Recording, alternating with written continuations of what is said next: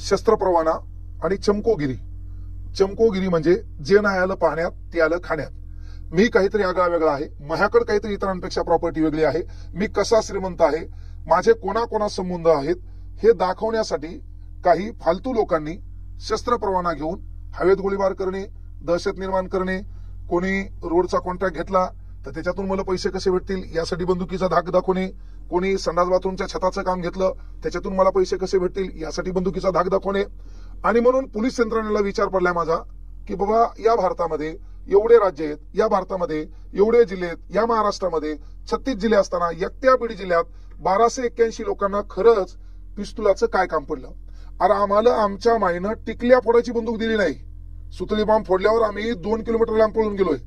आणि मग एकट्या बीड जिल्ह्यामध्ये 1281 लोकांना शस्त्र परवाना मिळतो आणि त्या शस्त्र परवान्याच्या आधारावर हे कमरेला पिस्तूल लावायलेत, पांढरं शर्ट, त्याच्यानंतर थोडंफार ते पिस्तूल दिसलं पाहिजे आणि मी काहीतरी भाऊ भैया डोहान दादा अण्णा नाना काका मामा आहे हे दाखवण्याचा प्रयत्न करत असेल तर माझा प्रश्न आहे की बाबा यांनी स्वसंरक्षणार्थ ज्या शस्त्र परवान्याचं परमिशन घेतलं खरंच त्याला गरज होती का, त्याचं खरंच तेवढं उत्पन्न होतं का. बरं उत्पन्न होतं तर नेमकं याच्यासोबत भांडणं कोण करू लागलं. का ह्याच्या घराच्या बाजूला पाकिस्तानवाल्याचं घर आहे, का ह्याच्या घरावर अफगाणिस्तानचे लोक येऊन आक्रमण करायलेत. म्हणजे खरंच याला बंदुकीचं काय काम पडलं का. याला बंदूक भारतातल्याच महाराष्ट्रातल्याच आजूबाजूच्या लोकांमध्ये दहशत निर्माण करण्यासाठी पाहिजे होती का. मी काहीतरी आगळा वेगळा आहे, मला भैया भाऊ नाना अण्णा काका पप्पा म्हणले पाहिजे म्हणून माझ्या कमरेला बंदूक पाहिजे होती. आणि यावर कुठतरी पोलीस यंत्रणेने लक्ष ठेवणं गरजेचं आहे. या गुन्हेगारी प्रवृत्तीला चालना देण्याचं काम कुठतरी आपल्याकडून होत आहे. आता त्या ठिकाणी सिंगम म्हणून जे पोलीस अधीक्षक साहेब आलेत नवनीत कौवत यांनी आज 72 लोकांना नोटिसा दिल्यात की ज्या लोकांवर गुन्हे सिद्ध आहेत या लोकांकडे शस्त्र परवाना कसं काय. माझा प्रश्न आहे की नेता असल्यावर नेत्याला प्रोटेक्शनाला जर समजा पोलीस यंत्रणा असेल तर मग त्याला पिस्तुलाचं काय काम पडते. आणि मग एखाद्याला पिस्तुलाचं आगाऊ लायसन भेटलं ते टेन्शन मध्ये आलं एक तर बायकोल उडीते नाही तर स्वतः उडते का नाही, म्हणून त्याला पिस्तूल देण्याची गरज काय. म्हणजे एखाद्या टेबलवर चहा पिताना तो पिस्तूल ठेवतो, इथं पोलीसवाला 50 वेळा भेटतंय, पोलीसवाला अप्लिकेशन देतोय की मला पिस्तूल नको बाबा, बिना कामाचं संकट काय आलं, एखादी मॅगझिनच विसरली है ना, एखाद्या बंदूकच कुठे विसरली तर मग नोकरी जाईल.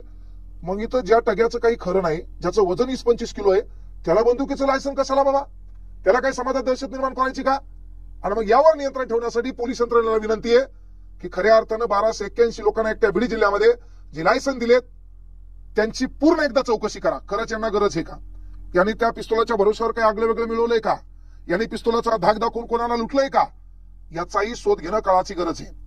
आणि म्हणून निवडणुका असो किंवा सामान्य जनतेमध्ये ज्यांनी भीतीदायक वातावरण निर्माण केलं असेल हे सर्व शस्त्र परवाने रद्द करण्यात यावे. आमच्या परभणी जिल्ह्यामध्ये पण ज्यांच्याकडे शस्त्र परवाना आहे त्याचा अनुचित प्रकार घडता कामा नये, तो गुन्हेगार असेल ज्यावर गुन्हे नोंद असतील ते सर्व शस्त्र परवाने रद्द करण्यात यावे. का तर महाराष्ट्र असो भारत असो आपल्या आजूबाजूचे आपले भाऊबंद आहेत, त्या नात्यानं आपल्याला वागता आलं पाहिजे. आपण चांगले असेल, आपल्या जिभेवर साकेर असेल, आपल्या डोक्यावर बर्फ असेल तर जगात आपला कोणी वैरी निर्माण होत नाही, जगात आपला कोणी शत्रू निर्माण होत नाही. आपल्या वागण्यामुळे, आपल्या बोलण्यामुळे, आपल्या चालीरीतीमुळे, आपल्या महत्वाची गोष्ट लोकांना फसवण्यामुळे आपले दुश्मन लोक तयार होतात, आपले वैरी लोक तयार होतात. अरे आपलं मन चांगलं आहे, आपल्या जिभेवर साखर आहे, आपल्या डोक्यावर बर्फ आहे, आपल्या जगात कुठला दुश्मन निर्माण होत नाही. म्हणून पोलीस यंत्रणेला विनंती आहे की पहिले हे शस्त्र परवाना रद्द करणं काळाची गरज आहे.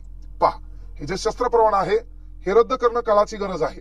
मग याच्यामध्ये पाहिलं असेल की 8 डिसेंबर 2023 ला लोकमत नावाच्या वृत्तपत्रानं पहिल्यांदा जाहीर केलं की कोण्या लोकांवर किती गुन्हे आहेत.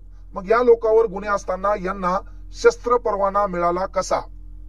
एखादा साप गेल्यावर काठ्या मारून बेजार होऊ नका.